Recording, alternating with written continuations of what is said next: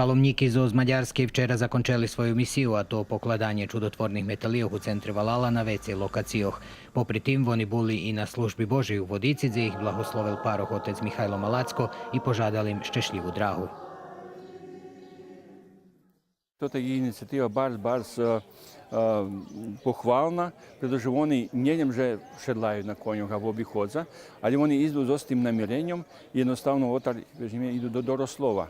Majú, stretaju sa so zajednicami, probujú preširiť toto glibše jedinstvo medzi hristijanami, nie u značenju jak blokovsku nejakú politiku, ale jak jedno jedinstvo, ktoré na teľo hlboké, že môže preporodiť celé društvo na jeden pozitívny spôsob.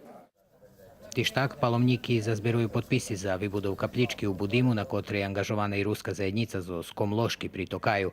Пребування паломників у Руськім Керестуре помогла Керестурська парохія, Коніцький клуб Русин, Местна заєдниця і Дом культури Руський Керестур, а на їх драги по Сербії провадzi їх Чаба Пустаї з Скупусини.